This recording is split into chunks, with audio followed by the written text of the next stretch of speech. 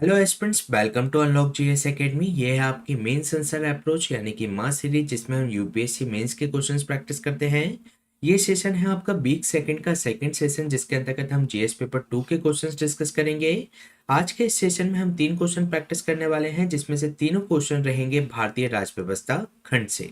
तो चलिए स्टार्ट करते हैं आज का इंपॉर्टेंट सेशन। इसमें जो फर्स्ट क्वेश्चन है, जिसके अंतर्गत आपसे पूछा गया है कि जिला योजना समितियां यानी कि जो डिस्ट्रिक्ट प्लानिंग कमिटीज हैं, उसकी परिकल्पना ऊर्ध्वगामी नियोजन की प्रक्रिया में एक महत्वपूर्ण कड़ी के रूप में की गई थी। इस संदर्भ में जो डिस्ट्रिक्ट प्लानिंग कमेटीज हैं, उसके माध्यम से ऊर्ध्वगामी नियोजन की प्रक्रिया को बाधित करने वाले कारकों पर प्रकाश डालिए। साथ ही साथ जो डिस्ट्रिक्ट प्लानिंग कमेटीज हैं, उसको सुदृढ़ बनाने हेतु क्या उपाय किए जा सकते हैं, इसके बारे में भी इसके अंतर्गत चर्चा कीजिए।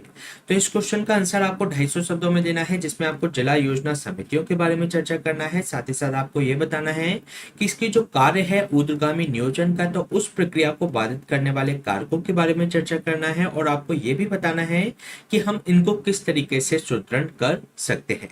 तो इस क्वेश्चन को सॉल्व करने की हमारी वही अप्रोच रहेगी। सबसे पहले हम इसके इंट्रोडक्शन से इसकी शुरुआत करेंगे, फिर इसकी संरचना या बॉडी का निर्माण करेंगे, फिर निष्कर्ष के साथ इस क्वेश्चन को एंड करेंगे। इसमें अगर हम बात करें इस क्वेश्चन के इंट्रोडक्शन के बारे में, तो जो भारत के संविधान में जो 74th कॉन्स्टिट्यूशनल अमेंडमेंट हुआ, उसके माध्यम से जो आर्टिकल है 243 जेड डी के तहत ये प्रावधान किया गया है कि जो प्रत्येक राज्य में जिला स्तर पर और जिले में पंचायतों और नगर पालिकाओं द्वारा जो तैयार की गई योजनाएं हैं, उसके समेकन और संपूर्ण जिले के लिए एक विकास योजना का प्रारूप तैयार करने के लिए डीपीसीस यानी कि जिला योजना समितियों का गठन किया जाएगा। तो ये जो प्रावधान है, हमारा जो अनुच्छेद है 243 जेड डी, उसके अंतर्गत किया गया है। और इसके साथ साथ जो जिला योजना समितियां हैं, वे राज्य सरकार द्वारा समय समय पर प्रदत्त ऐसी ही अन्य शक्तियों का प्रयोग करने में इसके अंतर्गत सक्षम होंगी। तो इस तरीके से इस क्वेश्चन की स्टार्टिंग की जा सकती है। इसके बाद अगर हम बात करें, तो जो ऊर्ध्वगामी प्रक्रिया का इसको जो लक्ष्य दिया गया है, उसको बाधित करने वाले कौन कौन से कारक इसके अंतर्गत विद्यमान है। तो सबसे पहला कारक इसके अंतर्गत है कि जो राज्य सरकार है, उनका जो अनिच्छावादी और निरुत्साही जो दृष्टिकोण है, वह इनके लिए एक बहुत बड़ी बाधा प्रस्तुत करता है। अगर हम बात करें, पंचायती राज मंत्रालय द्वारा प्रकाशित एक रिपोर्ट जो कि 2015 में प्रदर्शित की गई थी, जिसके अंतर्गत ये कहा गया कि जो डिस्ट्रिक्ट प्लानिंग कमेटीज हैं यानी कि जो जिला योजना समितियां हैं, उसके गठन हेतु जो संवैधानिक अधिदेश के बावजूद विभिन्न राज्यों ने डीपीसीस का गठन अभी तक नहीं किया है। इसके साथ ही इसमें जो दूसरा कारक है, उसके अंतर्गत है कि जो कार्य संचालन में हस्तक्षेप करना, क्योंकि जहां पर जो डीपीसीस की स्थापना की गई है, वहां पर राज्य सरकार द्वारा हस्तक्षेप से उनकी जो स्वायत्ता है, उनका जो कार्य संचालन है, वह इसके अंतर्गत बाधित होता है। जैसे कि अगर हम बात करें, कुछ राज्यों जैसे छत्तीसगढ़, गुजरात एवं पंजाब में मंत्री ही प्राय डीपीसीस के अध्यक्ष होते हैं, जो योजना प्रक्रिया को सहभागी प्रकृति के अवरुद्ध करता है। तो इसमें कई राज्यों में तो डीपीसीस का गठन किया ही नहीं गया, और जिन राज्योों में किया गया है, तो वहां पर हस्तक्षेप के द्वारा उनके कार्य संचालन में बाधा प्रस्तुत की जाती है। इसके अलावा अगर हम बात करें इसमें अन्य कारकों की, तो इसमें निधियन एवं विशेषज्ञता का अभाव हमारी जो जिला योजना समितियां हैं, उसके अंतर्गत देखने को मिलता है, क्योंकि इसमें जो निधि के मुद्दों को सुलझाने और समय पर वितरण में दक्षता एवं क्षमता की कमी जैसे मुद्दों का सामना डीपीसीस को करना पड़ता है। इसके साथ ही राज्यों के अंतर्गत बहुविध निकाय होना भी इसके पीछे एक कारण है, क्योंकि सभी राज्यों में विकास बोर्ड जैसे समांतर निकाय हैं, जो कि डीपीसीस के प्रक्रियात्मक क्षेत्र का अतिक्रमण करते हैं। इसके अलावा ग्राम पंचायतों की जो योजनाओं को जिला परिप्रेक्ष्य योजनाओं में समेकित करने के लिए जो जिला योजना समितियों की असमर्थता है, तो वह भी इसके लिए एक बहुत बड़ी बाधा प्रस्तुत करती है। तो ये हमने बात की जो इसको ऊर्ध्वगामी जो नियोजन का जो कार्य दिया गया है, उससे संबंधित बाधाओं के कारक के बारे में। इसके साथ ही अगर हम बात करें, तो जो डीपीसीस हैं, उसको सुदृढ़ करने के उपाय के बारे में, तो इसमें सभी राज्यों को नियुक्तियों के संदर्भ में न्यूनतम हस्तक्षेप को अपनाना चाहिए और संवैधानिक दिशा निर्देश के साथ डीपीसीस की स्थापना की जाने की जरूरत है। इसके अलावा जो डीपीसीस के अध्यक्ष होते हैं, उनका जो चयन है जिला परिषद या नगर पालिकाओं के सदस्यों में से किया जाना चाहिए, और जो जिला योजना समितियां हैं, उनके जो नियोजन का अनन्य कार्य उनको सुपुर्द किया जाना चाहिए, क्योंकि जो नियोजन का कार्य होता है एक विस्तृत अभ्यास होता है, जिसमें व्यापक एवं गहन प्रयासों की आवश्यकता इसके अंतर्गत होती है, क्योंकि जो जिला योजना समितियों को जो इसमें नियोजन से संबंधित अनन्य कार्य सौंप दिया जाएगा, तो कई सारे जो संगठन है उसका जो ओवरलैपिंग होता है इसके कार्यों के साथ में, तो वह इसके अंतर्गत नहीं होगा, जिससे जो डीपीसीएस की जिम्मेदारी इसके अंतर्गत तय की जा सकती है। इसके अलावा अगर हम बात करें तो इसमें जो डीपीसीएस में विभिन्न क्षेत्रों जैसे कि अर्थशास्त्र, कृषि, स्वास्थ्य आदि के जो विशेषज्ञ हैं उनको भी इसके अंतर्गत शामिल किया जाना चाहिए। इसके अलावा उनका जो कार्य होगा आवश्यक तकनीकी सहायता प्रदान करना, डेटा विश्लेषण करना, साथ ही साथ कार्य योजना तैयार करने में सहयोग करने के लिए जो डीपीसीएस के जो निचले स्तर पर निगरानी रखना और प्रतिपुष्टि प्रदान करना उनका इसके अंतर्गत कार्य हो सकता है। इसके अलावा पर्याप्त वित्तीय सहायता, स्थायी कार्यालय और सचिवालय प्रदान करने की इनको आवश्यकता है। और जो हमारी जिला योजना समिति है उनके निचले स्तर पर स्थानीय निकायों में योजना निर्माण में संलग्न जो कर्मी हैं उनके तकनीकी कौशल प्रदान करने के लिए हमें उसमें प्रशिक्षण कार्यक्रम चलाने की भी जरूरत है, जिससे कि जो नियोजन की गुणवत्ता है उसके अंतर्गत सुधार इसके अंतर्गत किया जा सके। तो ये हमने बात की इससे संबंधित उपायों के बारे में। इसके साथ ही अगर हम बात करें इस क्वेश्चन के निष्कर्ष के बारे में, तो जो सेकंड एआरसी की जो छठी रिपोर्ट है इसके अंतर्गत जो अनुशंसाएं की गई हैं वे डीपीसीएस को सुदृढ़ करने के लिए रूपरेखा प्रदान कर सकती है। इसके अलावा जो सरकार को एकीकृत जो जिला योजना पर जिसमें जो रामचंद्रन समिति बनाई गई थी, साथ ही साथ जो पूर्ववर्ती योजना आयोग कार्यबल की जो अनुशंसाएं हैं उसको लागू करने की दिशा में कार्य करने की इसके अंतर्गत आवश्यकता है। इसके साथ ही जो संविधान का 73वां और 74वां संविधान संशोधन हुआ था उसको यथार्थ रूप में लाने के लिए इसमें नीति आयोग को जिला स्तरीय योजनाओं को पुनर्जीवित करने के विषय में आवश्यक विचार इसके अंतर्गत किए जाने चाहिए। तो ये क्वेश्चन हमने डिस्कस किया जीएस पेपर 2 के भारतीय राज्य व्यवस्था खंड से। चलिए चलते हैं नेक्स्ट क्वेश्चन पे। नेक्स्ट क्वेश्चन भी आपका भारतीय राज्य व्यवस्था खंड से है, जिसके अंतर्गत आपसे पूछा गया है कि भारत में कार्यपालिका की जवाबदेही बनाए रखने के लिए विधायिका के पास कौन से विभिन्न उपकरण उपलब्ध हैं, इसके बारे में चर्चा कीजिए। तो इस क्वेश्चन का आंसर आपको 250 शब्दों में देना है, जिसमें आपको ये बताना है कि जो भारत में कार्यपालिका की जो जवाबदेही है उसको बनाए रखने के लिए विधायिका के पास कौन कौन से विभिन्न उपकरण इसके अंतर्गत उपलब्ध होते हैं।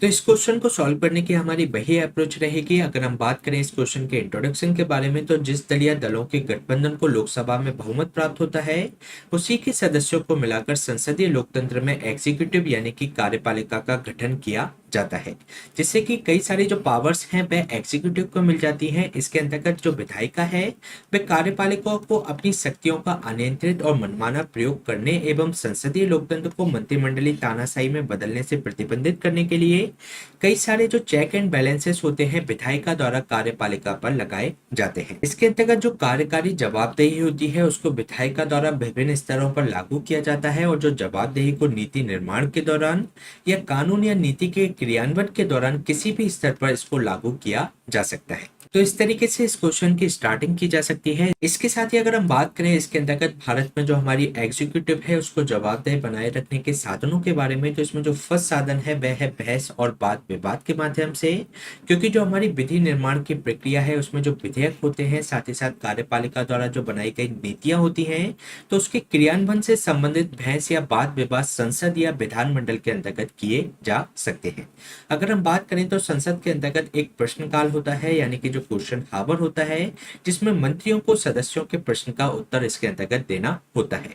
इसके अलावा इसमें एक जीरो हावर होता है यानी कि शून्यकाल होता है। इसमें सदस्य किसी भी मुद्दे को उठा सकता है, हालांकि मंत्री उत्तर देने के लिए इसमें बाध्य नहीं होता। इसके साथ ही इसमें आधे घंटे की चर्चा का प्रावधान है, जिसके अंतर्गत लोकहित के मामलों पर डिस्कशन किया जाता है।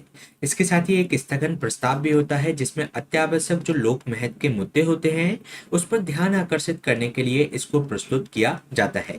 इसे केवल लोकसभा में ही प्रस्तुत किया जा सकता है। इसके साथ ही इसमें जो दूसरा साधन होता है वह कानूनों की स्वीकृति या अनुसमर्थन करने पर, क्योंकि जो कानूनों को स्वीकृति और जो अस्वीकृति होती है वह संसद द्वारा की जाती है। ये कोई भी विधेयक अगर संसद की स्वीकृति से ही कानून बनता है, और विशेषकर ऐसे समय पे जब कार्यपालिका के पास लोकसभा में भारी बहुमत होता है, तब साधारण विधेयक के संदर्भ में जो राज्यसभाओं को जो प्राप्त समान शक्ति है वह कार्यपालिकाओं की जवाबदेहिता को सुनिश्चित उसके अंतर्गत करती है। इसके साथ ही अगर हम बात करें इसमें अन्य साधन की, तो वह है वित्तीय नियंत्रण रखना, क्योंकि जो आर्टिकल 112 है जिसके अंतर्गत बजट का प्रावधान किया गया है और उसे संसदीय स्वीकृति के लिए बजट बनाना और उसे पेश करना सरकार की एक संवैधानिक जिम्मेदारी इसके अंतर्गत तय की गई है। इसमें लोकसभा सरकार द्वारा धन की मांग पर चर्चा कर सकती है और विधायिका किसी भी वित्तीय उपाय के संदर्भ में आपूर्ति को उसमें अस्वीकृत भी कर सकती है। इसके साथ ही कई रिपोर्ट्स के माध्यम पर एग्जीक्यूटिव पर नियंत्रण रखा जा सकता है, क्योंकि ये भारत का जो controller auditor general of India है और जो संसद की पीएसी है यानी कि जो पब्लिक अकाउंट कमेटी है उसकी रिपोर्ट के आधार पर जो विधायिका है वे धन के दुरुपयोग के मामले की जांच इसके अंतर्गत कर सकती है। इसके साथ ही अगर हम बात करें इसमें अन्य उपाय की, तो जो अविश्वास प्रस्ताव होता है जो कि सबसे शक्तिशाली साधन है, क्योंकि सत्ता में बने रहने के लिए किसी भी एग्जीक्यूटिव को यानी कि सरकार को लोकसभा में अपने दल या दलों के गठबंधन का समर्थन होना चाहिए। ऐसे में जब अविश्वास प्रस्ताव लाया जाता है तो उसे सदन के पटल पर अपने बहुमत का परीक्षण करना होता है। अगर उसे सदन के अंतर्गत समर्थन नहीं मिलता है तो उसे सरकार को यानी कि जो एग्जीक्यूटिव है उसको इस्तीफा इसके अंतर्गत देना पड़ता है। इसके साथ ही इसमें जो अन्य तरीका है वह है धन्यवाद प्रस्ताव का, क्योंकि इसमें जो संसद का प्रत्येक नए सत्र का जो सदन होता है उसका आरंभ राष्ट्रपति के एक अभिभाषण से किया जाता है जिसको धन्यवाद प्रस्ताव इसके अंतर्गत कहा जाता है, और जिसके लिए दोनों सदनों में अपनी स्वीकृति या अस्वीकृति इसके अंतर्गत व्यक्त करने के लिए मतदान किया जाता है। और ऐसा माना जाता है कि अगर इसको अस्वीकृत कर दिया जाता है सदन से तो जो सरकार है यानी कि जो एग्जीक्यूटिव है उसका सदन में बहुमत नहीं है, इसी कारण से उसको अस्वीकृत किया गया, तो इससे सरकार को इसमें इस्तीफा देना पड़ता है। तो ये सब हमने बात की है इसमें जो कार्यपालिका को जवाबदेह बनाए रखने के साधनों के बारे में। इसके साथ ही अगर हम बात करें इस क्वेश्चन के निष्कर्ष के बारे में, तो एक संसदीय सरकार में मंत्रियों के सामूहिक उत्तरदायित्व और उत्तरदायी सरकार सुनिश्चित करने की व्यवस्था की गई है। इसके अतिरिक्त जो हमारा भारतीय संविधान है वह कार्यपालिका पर न्यायपालिका के माध्यम से नियंत्रण का भी प्रावधान इसके अंतर्गत करता है। तो इस तरीके से कई सारे चेक एंड बैलेंसेस एग्जीक्यूटिव पर भारतीय संविधान में लगाए गए हैं जिससे कि उसकी जवाबदेही सुनिश्चित की जा सके। तो ये क्वेश्चन हमने डिस्कस किया जीएस पेपर 2 के भारतीय राष्ट्र व्यवस्था खंड से। चलिए चलते हैं नेक्स्ट क्वेश्चन पे। नेक्स्ट क्वेश्चन है आपका भारतीय राष्ट्र व्यवस्था खंड से, जिसके अंतर्गत आपसे पूछा गया है कि चर्चा कीजिए कि क्या भारत में वैवाहिक बलात्कार को अपराध घोषित कर दिया जाना चाहिए या नहीं। तो इस क्वेश्चन का आंसर आपको 150 शब्दों में देना है, जिसके अंतर्गत आपको ये बताना है कि जो मैरिटल रेप है उसको भारत में अपराध घोषित किया जाना चाहिए या नहीं। तो इसमें आपको पक्ष और विपक्ष में अपने तर्क इसके अंतर्गत प्रस्तुत करने हैं। तो इस क्वेश्चन को सॉल्व करने की हमारी वही अप्रोच रहेगी। अगर हम बात करें इसके इंट्रोडक्शन के बारे में, तो भारत उन देशों में से एक है जहां शादी के अंतर्गत गैर सहमति से बनाए गए जो यौन संबंध है उसको बलात्कार की श्रेणी में नहीं रखा जाता। अगर हम बात करें आईपीसी की धारा 375, इसका एक अपवाद है जिसके अंतर्गत यह वर्णित किया गया है कि किसी पुरुष द्वारा अपनी पत्नी के साथ संभोग किया यौन कृत्य बलात्कार नहीं माना जाएगा यदि पत्नी की उम्र इसके अंतर्गत 15 वर्ष से अधिक की हो। इसके अलावा इसमें एक केस हुआ जिसका नाम था इंडिपेंडेंट थॉट बात 2017 का ये केस था, जिसके अंतर्गत सुप्रीम कोर्ट के द्वारा ये जो उम्र है 15 वर्ष इसको बढ़ाकर 18 वर्ष कर दिया गया था। यानी कि जो आईपीसी की धारा जो 375 के अंतर्गत जो अपवाद है उसके अंतर्गत ये है कि अगर किसी पुरुष द्वारा अपनी पत्नी के साथ संभोग या यौन कृत्य जो बलात्कार नहीं माना जाएगा यदि पत्नी की उम्र इसके अंतर्गत 18 वर्ष से अधिक हो। तो इस तरीके से इस क्वेश्चन की स्टार्टिंग की जा सकती है। इसके बाद अगर हम बात करें तो जो मैरिटल रेप है उसको अपराध घोषित करने के पक्ष में तर्कों के बारे में अगर हम बात करें तो ये जो समता का जो अधिकार दिया गया है हमें आर्टिकल 14 के अंतर्गत, तो वह इसका उल्लंघन करता है। यानी कि किसी को उचित वर्गीकरण के बिना विवाहित और अविवाहित महिलाओं के बीच स्वेच्छाचारी रूप से भेदभाव करना ये हमारे संविधान के खिलाफ है। तो ये एक तरीके से पक्ष में तर्क प्रस्तुत करता है कि जो मैरिटल रेप है उसको इसमें अपराध की श्रेणी में घोषित किया जाना चाहिए। इसके अलावा ये जीवन एवं व्यक्तिगत स्वतंत्रता का जो अधिकार है जो कि हमें आर्टिकल 21 के अंतर्गत दिया गया है, तो जो कि डिग्निटी के साथ जीने का अधिकार देता है। और यदि कोई महिला शादी के समय सभी यौन गतिविधियों के लिए सहमति देती है इसलिए ये उसकी यौन स्वायत्तता और व्यक्तिगत स्वतंत्रता को सीमित नहीं कर देता। और इसमें यह भी तर्क दिया जाता है कि जो शारीरिक अधिकारों के गंभीर उल्लंघन को दंडित करने से इनकार करना संविधान का जो अनुच्छेद 21 है उसका उल्लंघन इसके अंतर्गत होता है। इसके साथ ही अगर हम बात करें इसमें अन्य तर्कों की, तो इसमें जो रूढ़िवादी अवधारणा चल रही है, जैसे कि आईपीसी के तहत वैवाहिक बलात्कार से संबंधित जो छूट प्रदान की गई है, उसमें जो नैतिकता की विक्टोरियन अवधारणा है वह उस पर आधारित है। इस अवधारणा के अंतर्गत ये माना जाता है कि जो महिला है अपने पति की संपत्ति होती है। तो इस तरीके की जो रूढ़िवादी धारणाएं हैं वह आधुनिक समय के लिए एक तरीके से ठीक नहीं है, तो इसके लिए हमें इसको परिवर्तित करने की जरूरत है।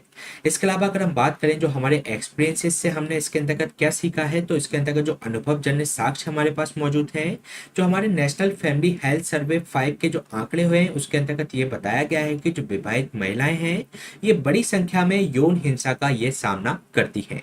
उन्हें बाहरी लोगों की बजाय अपने घर में ही पतियों से यौन हिंसा का जो खतरा है वह 17 गुना ज्यादा उनके ऊपर होता है। तो इस कारण से ही हमें इसमें मैरिटल रेप है उसको अपराध की श्रेणी में घोषित किया जाना चाहिए। इसके अलावा जो हमारी अंतर्राष्ट्रीय बाध्यताएं हैं, जिसमें महिलाओं के विरुद्ध सभी प्रकार के भेदभाव के उन्मूलन पर जो कन्वेंशन है उसकी बाध्यता का उल्लंघन किया जाता है अगर जो मैरिटल रेप है उसको अपराध घोषित नहीं किया जाता है। तो इसके लिए हमें इसे मैरिटल जो रेप है उसको अपराध की श्रेणी में घोषित किया जाना चाहिए। तो ये हमने बात की इसमें अपराध घोषित करने के पक्ष में तर्क के बारे में। इसके बाद अगर हम बात करें अपराध घोषित न करने के तर्क के बारे में, तो इसमें जो विवाह की जो पवित्रता है, क्योंकि जो विवाह जैसी पवित्र संस्था पर इसमें हस्तक्षेप हो सकता है, जैसे कि जो आईपीसी की धारा 498A है और जो घरेलू हिंसा अधिनियम 2005 है उसमें महिलाओं की सुरक्षा के संदर्भ में जो प्रावधान किए गए हैं, तो उससे संबंधित झूठे मामले दर्ज करने के रूप में इसको देखा गया है। इसके साथ ही इसमें सहमति स्थापित करने में कठिनाई का अनुभव होगा, क्योंकि जो विवाह की संस्थाएं है अन्य कारकों के अतिरिक्त मानव यौन व्यवहार को ये विनियमित करने की एक आवश्यक प्रकृति से भी उत्पन्न हुई है,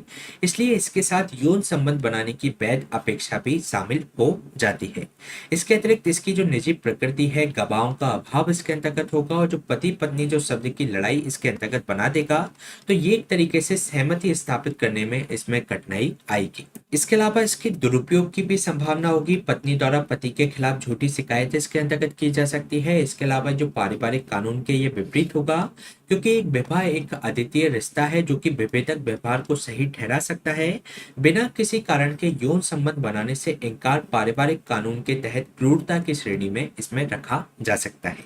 इसके अलावा एक सिद्धांत होता है हेल का सिद्धांत, जो कि पति संरक्षण का सिद्धांत होता है। ये सिद्धांत शादी के बाद पति पत्नी के एक व्यक्ति होने की घोषणा करता है। इस प्रकार किसी भी महिला के कानूनी अस्तित्व को उसके पति में शामिल या इसमें समेकित किया जाता है, तो इस कारण से इसको अपराध की श्रेणी में घोषित नहीं किया जाना चाहिए। तो ये हमने बात की इसमें कई सारे तर्कों की जो कि इसको अपराध की श्रेणी में घोषित करने से रोकते हैं। इसके साथ ही अगर हम बात करें इस क्वेश्चन के निष्कर्ष के बारे में, तो जो विवाह है स्त्री एवं पुरुष दोनों के लिए समानता पर आधारित एक रिश्ता है। ये तर्क दिया जाता है कि महिलाओं को इनकार करते हुए जो नहीं कहने का अधिकार है वह पैट्रियार्की से ये व्याप्त है और ये अन्य व्यक्तियों की श्रेणियों में उसे एक तरीके से महत्वहीन उसके अंतर्गत समझा जाता है। और कुछ लोगों का तर्क ये भी है कि जो आईपीसी के तहत जो 375 में अपवाद दिया गया है वह रूढ़िवादी है, इसलिए इसे संवैधानिक नैतिकता के अनुरूप लाया जाना चाहिए। इसके अलावा दिल्ली हाई कोर्ट की एक खंडपीठ ने हाल ही में वैवाहिक बलात्कार को अपराध घोषित करने का एक खंडित निर्णय भी दिया है। इससे इसमें सुधार की जो मांग है वह काफी तेज हो गई है। तो ये क्वेश्चन हमने डिस्कस किया जीएस पेपर 2 के भारतीय राज्य व्यवस्था खंड से। इसी तरीके के सेशन हम आपके बीच में लाते रहेंगे।